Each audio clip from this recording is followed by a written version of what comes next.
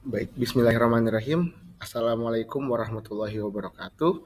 Kami dari kelompok 6 ingin mempresentasikan hasil diskusi kami dengan judul hipertensi. Dengan beranggotakan saya sendiri Akbar Pratama Nugraha, kemudian ada Sania Alfiatun Nada, Aceh Sakisa Pramudita Honi, Fadiliana Mira Syahna, Talita Rahma Azalia, dan Divani Sausan Esandari. Pemilihan obat antihipertensi. Untuk kondisi khusus yang pertama ada di MT2.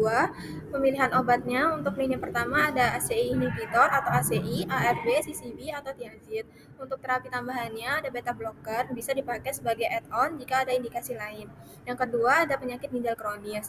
Jika GFR kurang dari 60 mili per menit dan atau albumin urea, bisa pakai ACI atau ARB yang direkomendasikan, atau bisa dengan kombinasi CCB atau thiazid bila perlu.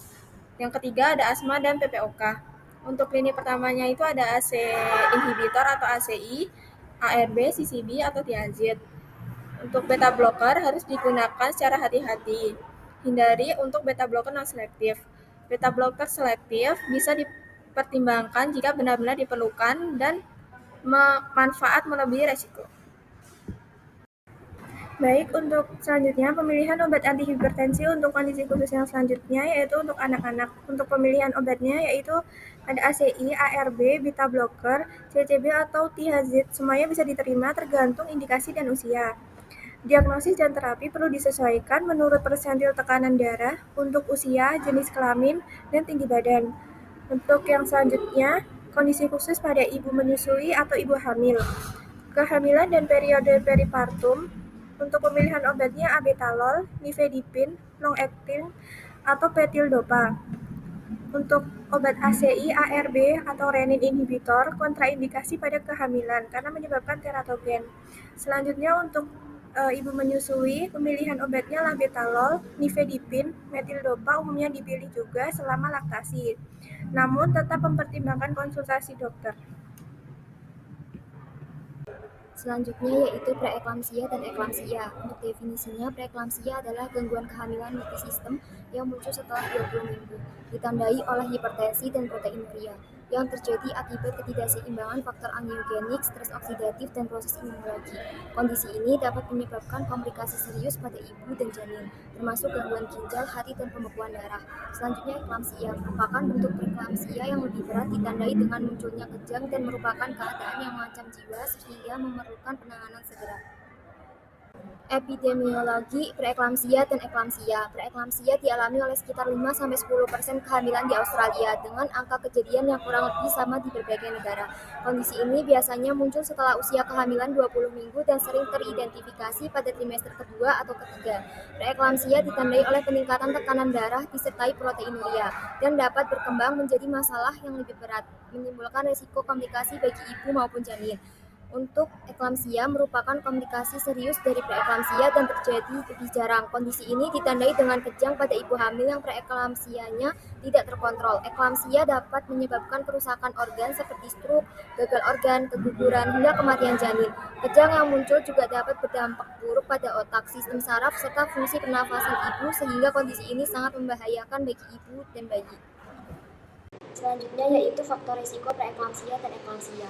Yang pertama ada kehamilan pertama atau primigravida, kehamilan pertama dengan pasangan baru atau primipaternitas, kemudian usia ibu yang terlalu muda, kurang dari 20 tahun atau lebih tua, lebih dari 35 tahun. Selanjutnya ada riwayat preeklamsia atau eklamsia pada kehamilan sebelumnya, kemudian penyakit ginjal yang sudah terjadi sebelum hamil, selanjutnya hipertensi kronis yang telah ada sebelum kehamilan, kehamilan kembar atau lebih atau kehamilan multiple, kemudian obesitas atau indeks massa tubuh yang tinggi sebelum hamil, kemudian riwayat diabetes mellitus, dan terakhir itu ada kondisi hiperplasentosis atau pertumbuhan atau massa plasenta berlebih. Selanjutnya yaitu tanda dan gejala dari preeklamsia dan eklamsia. Yang pertama itu tanda gejala preeklamsia. Itu yang pertama ada peningkatan tekanan darah hingga lebih dari sama dengan 140/90 mmHg setelah usia kehamilan 20 minggu. Yang kedua ditemukannya protein dalam urin atau proteinuria. Yang ketiga pembengkakan mendadak pada wajah, tangan atau kaki. Yang keempat sakit kepala yang berat atau menetap. Yang kelima gangguan penglihatan seperti pandangan buram, kelihatan cahaya atau hilangan penglihatan sementara. Yang keenam, rasa nyeri pada ulu hati atau area di bawah tulang rusuk kanan. Yang ketujuh, kenaikan berat badan secara tiba-tiba. Yang kedelapan, penurunan jumlah urin yang dikeluarkan. Dan yang terakhir itu ada mual sama muntah. Kemudian untuk tanda dan gejala eklamsia, yang pertama ada seluruh gejala yang muncul pada preeklamsia. Yang kedua, kejang tonik-klonik yang tidak disebabkan oleh gangguan neurologis lain.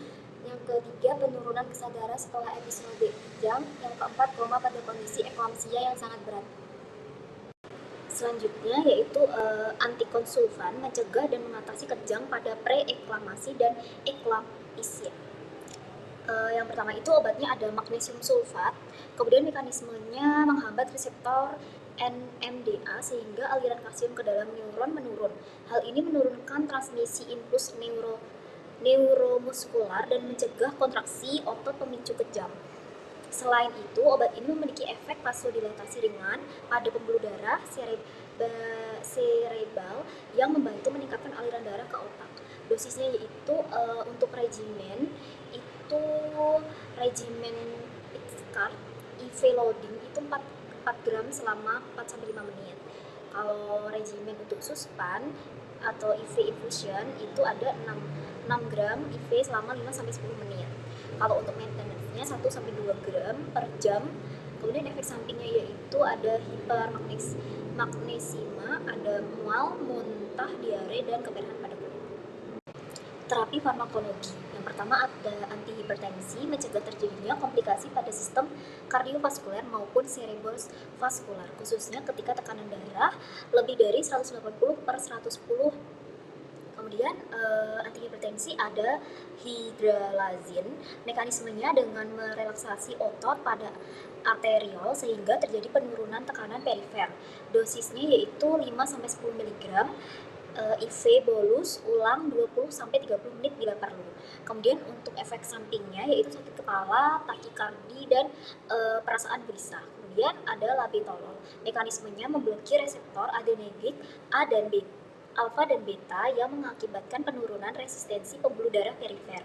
Dosisnya yaitu IV bolus 20 mg dapat dikurangi 20-80 tiap 10 menit. Oral 100-200 mg 2-3 kali per hari. Kemudian untuk efek sampingnya hipotensi ortostatik, pusing, sakit kepala ringan, kelelahan, mual, dan dispepsia. Nifedipin. Selanjutnya ada nifedipin. Mekanismenya menghambat aliran kalsium yang masuk ke dalam sel-sel pembuluh darah dan jantung. Dosisnya yaitu 10 mg per oral, dapat diulang 20 menit bila tekanan darah masih tinggi. Efek sampingnya yaitu sakit kepala, rasa panas, sesak napas, dan sakit dada. Kemudian ada metildopa, mekanismenya agonis reseptor 2 adrenergik yang bekerja sentral dengan menghambat vasokontraksi melalui mekanisme sentral dengan mengurangi pelepasan katekolamin. Dosisnya yaitu 250 mg 2-3 kali sehari. Efek sampingnya yaitu sedasi atau mengantuk, lemas, kelelahan, pusing, mulut kering, dan sakit kepala. Kemudian terapi farmakologi selanjutnya ada kortikosteroid, hanya pada kehamilan preterm kurang dari 34 minggu untuk mempercepat pematangan paru dan menurunkan resiko komplikasi neonatal. Yang pertama ada betamethasone dan dexamethasone. Terus ada terapi tambahan yaitu diazepam, digunakan hanya untuk sedasi, mengurangi kecemasan, bukan sebagai antihipertensi. Untuk diazepam sendiri kategorinya D untuk kehamilan dan digunakan hanya bila manfaat lebih besar daripada resiko. Kemudian ada antikoagulan yaitu aspirin, digunakan bila resiko trombosit. Selanjutnya ada terapi non-farmakologi. Yang pertama itu pemantauan intensitas selama kehamilan. Ibu hamil memiliki resiko hipertensi atau menunjukkan gejala preeklamsia perlu menjalani pemeriksaan antenal secara rutin agar kondisi ibu dan janin dapat terus diawasi. Pemeriksaan berkala meliputi pengukuran tekanan darah, pemantauan kenaikan berat badan, evaluasi adanya edema, pemeriksaan urin untuk mendeteksi protein urea. Kemudian yang kedua ada perubahan gaya hidup, membutuhkan istirahat yang memadai dan menghindari aktivitas fisik dan yang berat. Posisi tidur miring ke kiri dapat membantu meningkatkan aliran darah ke uterus ke dan plasenta. Kemudian menghindari stres secara kelelahan berlebihan, menjaga pola tidur yang teratur. Kemudian yang ketiga pengelolaan nutrisi. Yang pertama mengonsumsi makanan dengan gizi seimbang, memastikan kebutuhan cairan harian terpenuhi, mengurangi asupan garam, menetapkan pola makanan yang kaya sayuran, buah, buahan, dan sumber protein. Hipertensi urgensi adalah jenis krisis hipertensi dengan peningkatan tekanan darah lebih dari 180/120 mmHg, tetapi tanpa adanya bukti klinis keterlibatan organ target. Untuk faktor resikonya, terdapat ketidakpatuhan pengobatan, hipertensi kronis tidak terkontrol, faktor pencetus akut, dan kondisi lain. Untuk terapi farmakologinya, obat-obat yang menjadi pilihannya yaitu captopril, labetalol, vanidin, dan nifedipin. Kemudian untuk hipertensi emergensi adalah kegiatan gawat medis ditandai dengan tekanan darah sistolik lebih dari 180 mmHg dan atau diastolik lebih dari 120 mmHg atau keduanya, yang terkait dengan tanda atau gejala kerusakan organ akut. Faktor risikonya sendiri terdapat hipertensi kronis berat, penyakit ginjal, kondisi khusus, penyalahgunaan zat, dan penghentian obat mendadak. Untuk terapi farmakologinya terdapat sodium nitroprusid, kemudian labetalol intravena, nicardipin intravena, clefidipin intravena, esmolol intravena, fenoldopam intravena, hidrolazim intravena. Kemudian ada isolated systolic hypertension atau ISH. ISH sendiri merupakan bentuk hipertensi yang umum terjadi pada orang lanjut usia, ditandai dengan kenaikan darah sistolik dengan tekanan diastolik yang tetap normal atau lebih rendah. Kondisi ini banyak ditemukan pada individu berusia 50 tahun ke atas dan prevalensinya terus meningkat seiring bertambahnya usia. Data epidemiologi menunjukkan bahwa risiko morbiditas dan mortalitas kardiovaskular lebih kuat berkaitan dengan tekanan sistolik daripada tekanan diastolik pada kelompok usia tersebut. Lansia juga lebih rentan mengalami berbagai komplikasi akibat hipertensi, meskipun sejumlah penelitian telah membuktikan bahwa manfaat terapi dalam menurunkan risiko. Masih banyak pasien lanjut usia yang tidak mendapatkan pengobatan atau belum mencapai target tekanan darah yang dianjurkan oleh dokter. Untuk terapi farmakologi dari ISH sendiri, pada lansia menggunakan thiazid seperti clorthalidone dan long-acting dihydropidin CCB, karena keduanya terbukti menurunkan risiko stroke, penyakit jantung, dan gagal jantung. Alternatif lain seperti ACE inhibitor, ARB, beta blocker, dan CCB menunjukkan efektivitas serupa sehingga dapat dipilih sesuai toleransi dan biaya. Obat yang menyebabkan hipotensi ortostatik seperti centrally acting agents dan alpha-1 blocker sebaiknya dihindari pada lansia. Terapi dimulai dengan dosis rendah dan dititrasi perlahan dengan target umum SBP 130 mmHg atau lebih longgar pada pasien dengan komorbiditas berat. Untuk terapi non-farmakologinya, yaitu yang pertama ada kurangi garam, targetnya di bawah 2 gram natrium per hari. Kemudian pola makan sehat, bisa disebut dengan DASH diet, tinggi buah dan sayur, rendah lemak jenuh. Aktivitas fisik teratur, aerobik kurang lebih 150 menit per minggu, dan turunkan badan bila overweight. Dan terakhir, batasi alkohol dan berhenti merokok, serta kelola stres dan perbaiki kualitas tidur pada malam hari. Sekian presentasi dari kami tentang hipertensi. Mohon maaf jikalau ada salah kata atau perbuatan. Mohon dimaafkan. Wabillahi taufiq wal hidayah. Wassalamualaikum warahmatullahi wabarakatuh. Kami dari kelompok 6 undur diri.